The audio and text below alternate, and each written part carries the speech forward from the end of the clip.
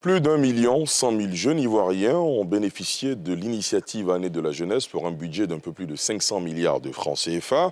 Tel est le bilan dressé par le ministre Mamadou Touré, ministre de la Promotion de la jeunesse, de l'insertion professionnelle et du service civique. On fait le point avec Pierre Dipomela.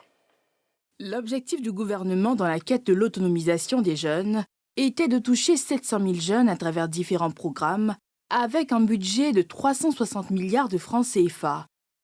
À l'heure du bilan pour l'année 2023, décrétée Année de la jeunesse, c'est 1,1 million jeunes qui ont été impactés pour un budget de 500 milliards de francs CFA et une synergie d'action de 21 ministères sectoriels.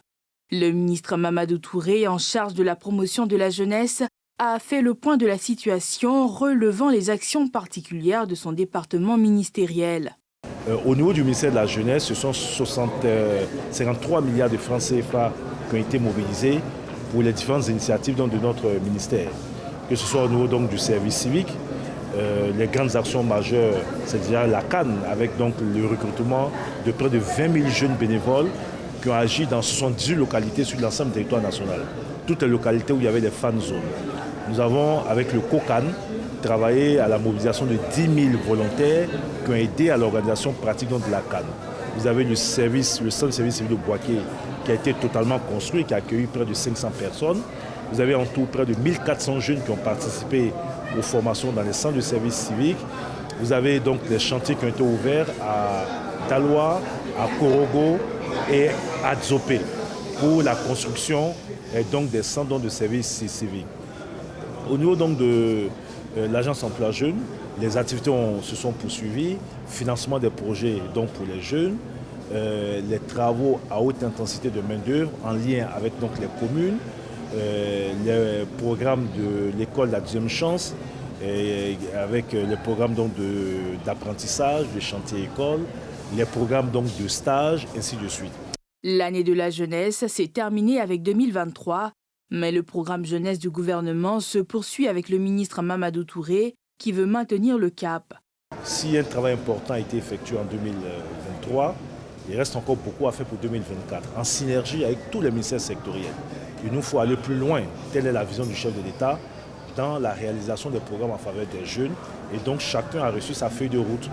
L'année 2023 au profit des jeunes a été marquée par plusieurs réformes, notamment l'adoption de la loi modifiant la loi instituant le service civique, la loi d'orientation relative à la jeunesse, la création d'un fonds d'insertion socio-professionnelle par les jeunes en situation de handicap, le statut national de l'étudiant entrepreneur, le relèvement de l'âge limite d'accès au concours de la fonction publique.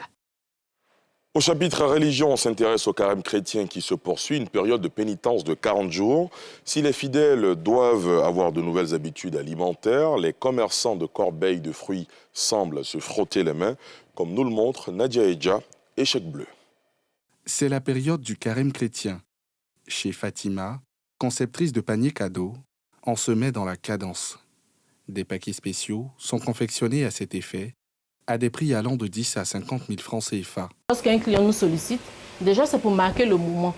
Généralement, ils ne sont pas présents, mais c'est pour montrer à ses parents qu'ils les soutiennent, qu'ils sont avec eux pour cette période de jeûne. Voilà. Donc, ils nous sollicitent comme ça, et puis nous, on essaie de représenter au mieux ce qu'ils veulent eux-mêmes transmettre à leurs parents. Des fruits ou encore des articles non comestibles, rappelant la religion chrétienne.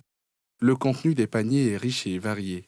Même si la demande est moins forte que pendant le mois de Ramadan, pour la conceptrice de paniers, c'est une bonne occasion de renforcer sa clientèle. Cette période de carême chrétien reste pour nous une opportunité à saisir, parce qu'elle nous permet de pouvoir fidéliser notre clientèle, de pouvoir en même temps avoir de nouveaux clients, des clients prospères, et puis derrière, de toujours se faire connaître. Chez Mariam Kéré, vendeuse de fruits, la commerçante se frotte les mains en cette période de carême chrétien.